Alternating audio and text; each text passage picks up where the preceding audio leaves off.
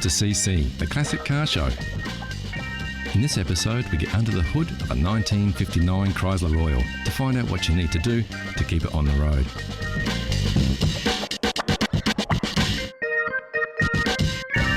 We take a much-loved English open-top roadster for a spin, find a classic of tomorrow for budding budget car buyers, and hop on the Pony Express for a top-down cruise, ×2. Also on the show, how well do you know your chrome? We'll put you to the test. We shop for a bargain or not, plus the big cat purrs as we cut to the polish on this beautiful heavyweight Jaguar Sports Classic.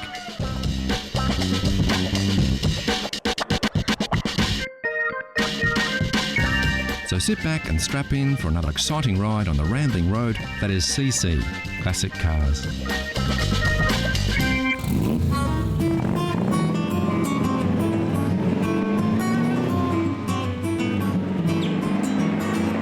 There's nothing quite like driving on the open road in a classic roadster, and the MGA ticks all the boxes. This little machine oozes style with its smooth lines, sporty handling and retro styling.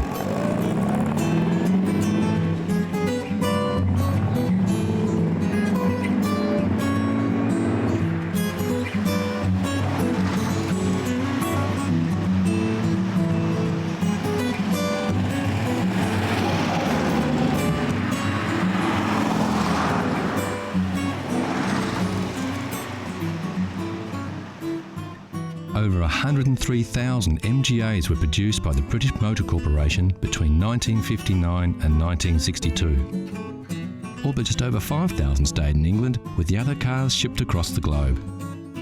So many of these vehicles were sold abroad that to this day the MGA is still the most exported UK-built car. The MGA is considered by many to be the pinnacle of styling from BMC, with its classic shape and combination of class and speed oozing from its inspired design. On the road, the MGA feels like a rocket. This feeling is in most part a result of the responsive handling, direct steering and driving position, which is very low to the ground. Of course, like many sports cars of the era, the driver is not cocooned in a heavy padded seat, surrounded by gadgets, spongy suspension and power steering. These vehicles are more like being in the cockpit of a war-era fighter plane. Simple driver comforts, necessary instrumentation, direct controls and a tight squeeze. And when we say tight squeeze, we mean it.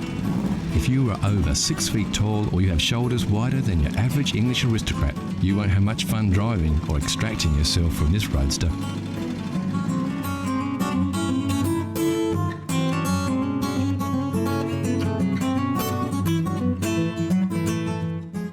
Like many sports cars of the era, a long graceful front end gives the impression there is a whole lot of motor under the hood.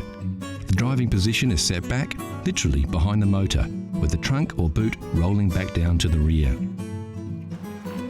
Sometimes looks can be deceiving though, and many enthusiasts consider the MGA to be severely underpowered, taking the sport out of the sports car. The engine in the original model was a 1500cc pushrod power plant, which produced about 68 horsepower. The same engine used in the Austins, Morrises and Wolseleys of the era. This actual car is one of the few 1600cc models manufactured, which boasts 93 horsepower, much more respectable for a roadster. Apart from the very rare twin cam power plant, there were only ever just over 2,000 built. This is as grunty as an MGA gets.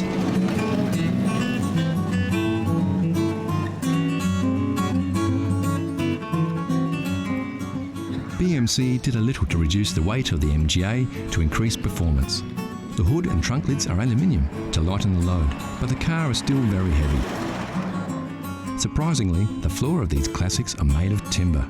We're not sure a wooden floor fits in with the modern manufacturing processes of the 1960s. What we are sure of though is the MGA owners and lovers don't care. You don't buy an MGA to go fast, you buy an MGA to go and look good while you're doing it. When the MGA was designed, looking good was the #1 concern. And if you're thinking to yourself, where are the door handles? Well, this just makes our point. You see, the MGA has beautiful lines, gentle organic curves, sweeping style. Way too cool for door handles. In their wisdom, MG left them off, instead opting for a unique cable system inside the door frame, keeping the body clean and pristine. Of course, there is one thing that is synonymous with a classic MG: wire wheels. What started out as a construction method turned into a styling accessory. The MGA doesn't boast a lot of chrome, it's simple and understated. The curves do the talking, and the wheels ground the whole package as one of class, style and power.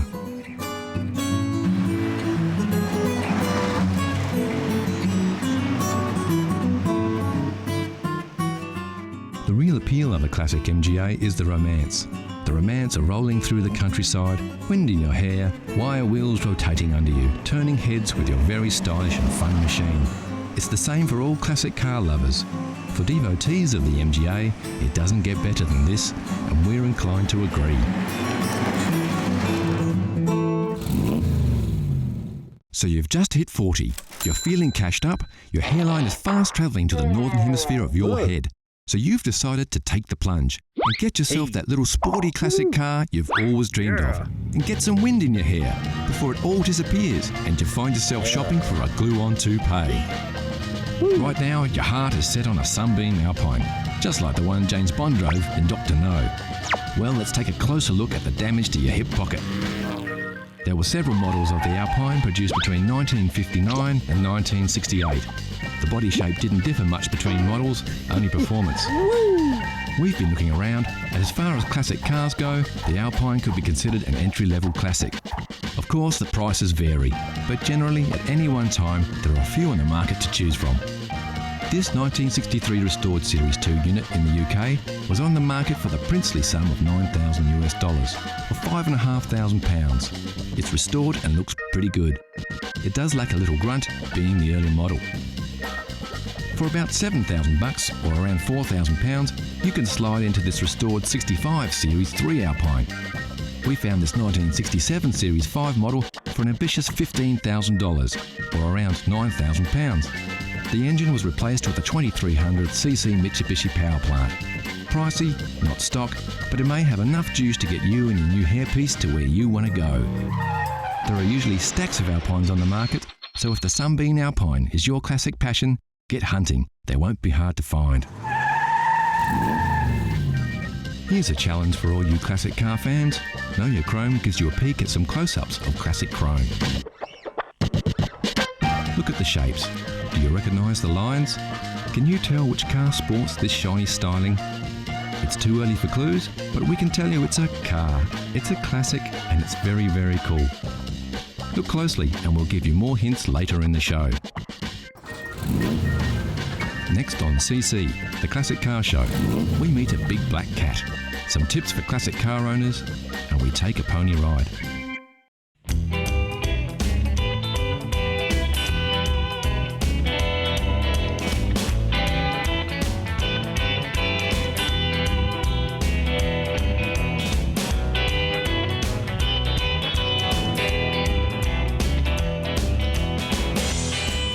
This is a 1959 Chrysler Royal four-door sedan. It's in A1 mechanical condition, and due to the simplicity of its six-cylinder Cube Dodge motor, anyone with a few basic skills can keep it that way. Of course, the best place to start is to take a look under the hood. On the left-hand side, check the brake and clutch fluids. No oil leaks are a good sign that all the hoses are intact. Quickly check the fan and inspect the radiator cap and water level.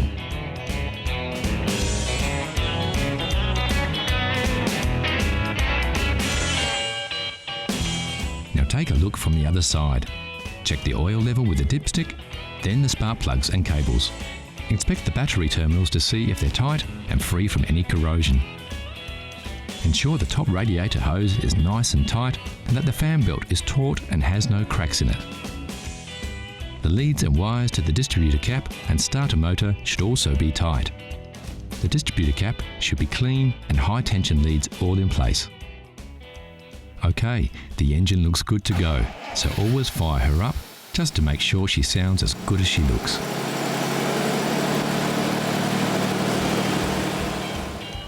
Don't forget to check the tyre pressures and make sure they're inflated correctly to the manufacturer's specifications.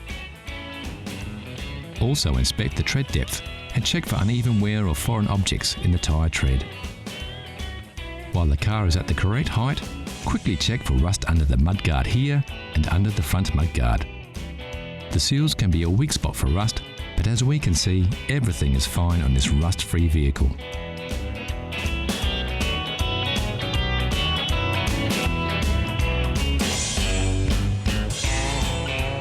So that's about it. A few simple maintenance checks should keep your Chrysler Royal in great condition for another 50 years.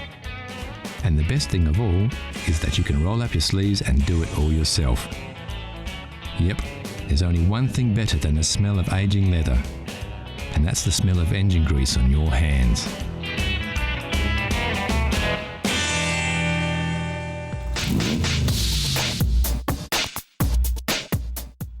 Out of all the cars rolling off factory floors, only a select few will avoid the scrap heap and attain that most coveted of reputations, securing its future as a classic.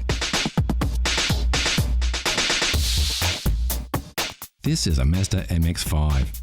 It has all the features that we think will give it a fighting chance to one day be a collector's car.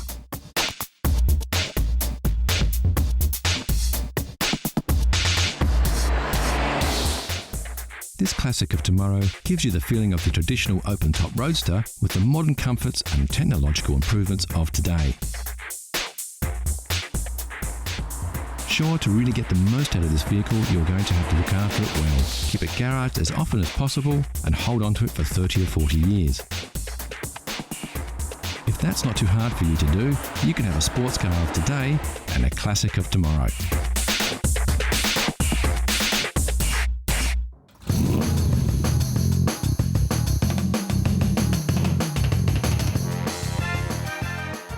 Jaguar has produced a series of elegantly styled and remarkably quick sports cars since the end of World War II, and incredibly, it's a lineage that still continues to this day. The XK series began in 1949 with the XK120, one of the most powerful cars of its day, and reached its peak with the production of the legendary XKE, commonly known as the E-Type Jag. With its combination of good looks, high performance and competitive pricing, the E-Type became the icon of 1960s motoring, and when the car was released in 1961, Enzo Ferrari even called it the most beautiful car ever made.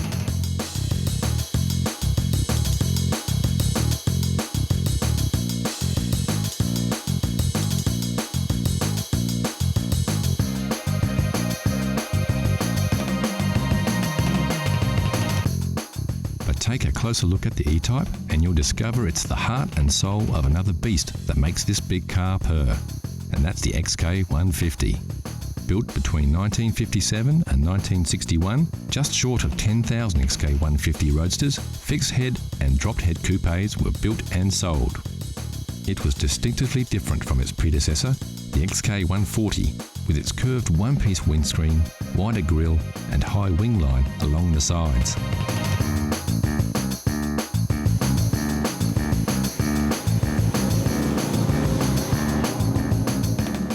Although in production for just 4 years, the 150 legacy lived on under the hood in thousands of E-Types that followed during the next decade.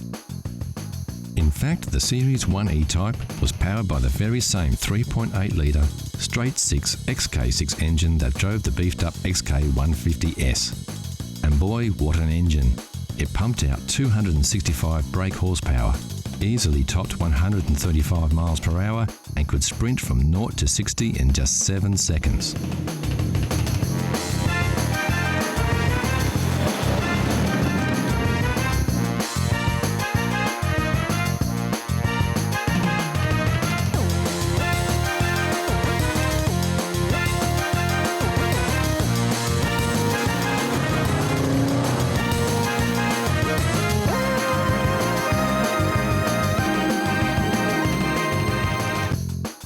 When the 150 launched in 1957, standard equipment included a 3.4-litre twin cam, capable of over 130 miles per hour. But in February of '59, Jaguar added a chrome S insignia, along with triple SU carburetors, a dual exhaust system, beefed up suspension and larger disc brakes. And the 150 didn't just pack a punch under the hood. It came with a beautiful interior that featured stylish leather throughout. Roll-up windows and door handles were also new features, which until then were not considered essential equipment on sports cars of the day. And the result was a combination of excellent performance and handling with a level of comfort and luxury rarely seen in sports cars of the period. The long flowing lines of the hood hinted at what was to come a decade later with the sleek new styling of the E-Type. But its front end, unlike its successor, maintained a traditional look with classic round headlights, the vertical chrome grille, and of course the famous Jaguar badge. The tail end of this Jaguar is arguably even more beautiful than that of an E-Type with its exceptional chrome detailing. And then there's those familiar twin chrome exhausts that remind us of the raw power hidden beneath this graceful exterior and of the XK heritage.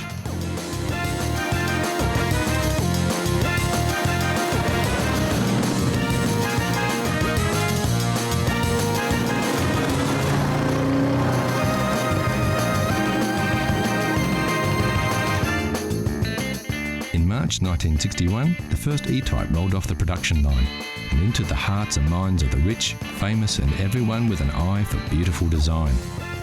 And its predecessors, including the 150, were quickly forgotten.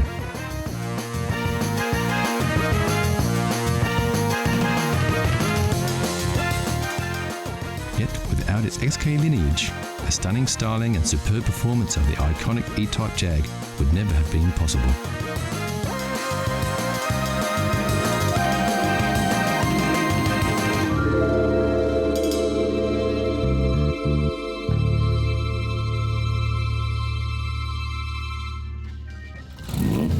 So how well did you go with your first peek? How well do you know your chrome? Here's a quick update. Did you guess it right away, or are you still pondering? Take a look at these shots. We're showing you a little more of the car here, so you should be able to pick it. The answer is coming soon.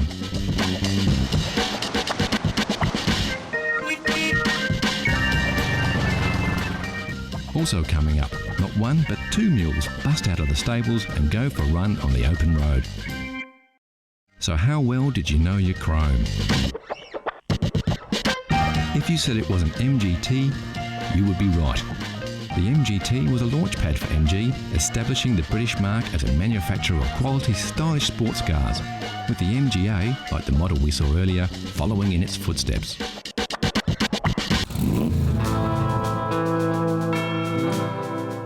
The classic road trip doesn't need a destination or a predetermined route. It's less about getting from A to B and more about everything in between. It's about the experience, the thrill of the open road, the awesome beauty of magnificent vistas, and above all, about horsepower. And when you want pure horsepower, you can't beat a pony. Yep, for classic all-American muscle, your ride doesn't get any better than a Mustang.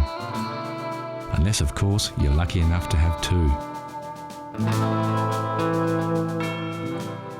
Meet Bo and Belle, a pair of first-generation convertible Mustangs. The first saw the light of day back in 1966. These two beauts look as good now as they did on the day they rolled off the production lines almost 50 years ago. Sporting the now famous GT badge, both these Fords are equipped with the original GT equipment package. And yes, just in case you were wondering, that's where you fill this baby up. When it comes to gas caps, they really don't make them like they used to.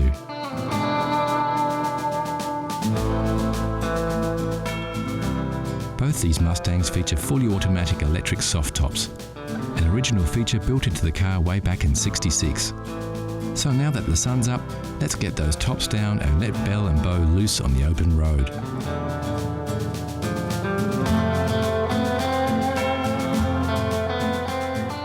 American muscle cars were built for roads like this. They like to go fast and straight. And if the road's clear, nothing gets the heart pumping more than opening up the gas and overtaking whatever's in your way.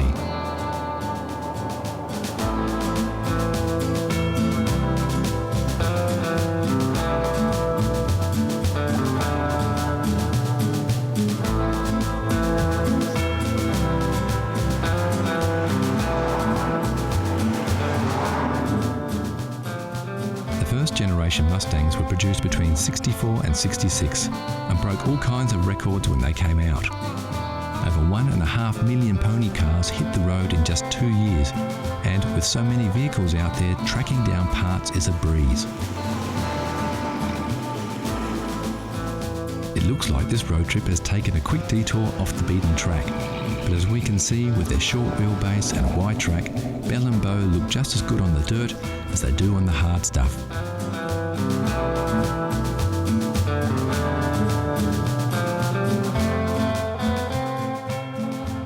Back on the bitumen and time to work out which way to head next.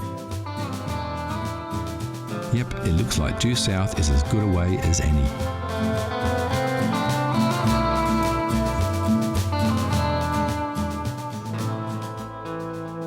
These cars came fitted with many luxury features that are still considered optional extras on many modern cars. Power steering, disc brakes, and even air conditioning were all standard features on Mustangs of the period. Despite their age, driving these Mustangs isn't very different from driving a modern car. Sure, they won't hug the road and don't have the same kind of turning circle, but in terms of ease, they're just the same. The big difference being that today's cars don't have as much style and charisma. So let's pull over and take a closer look at these two beauties. Both cars have their original pony interiors with those embossed stallions that remind us of their majestic equestrian heritage. Bow's seats are a classic two-tone, while Bell's upholstery is simple and clean. Both interiors are magnificent and their pristine condition belies their real age. Under the hood, these beauts look every bit as good as they do on the outside.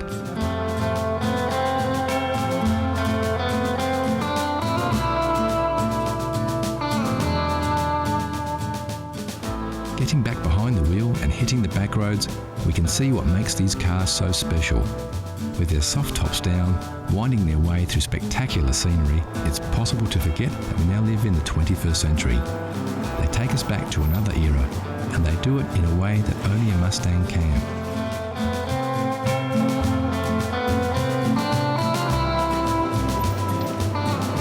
So that's it for this road trip on another road to nowhere.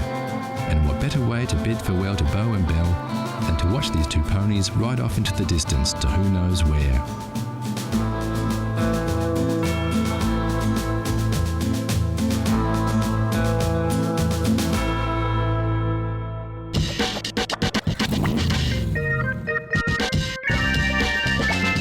Classic cars are everywhere, from the everyday much-loved runabout to the rare and valuable collector's items. One thing we all agree, there's nothing cooler than a classic.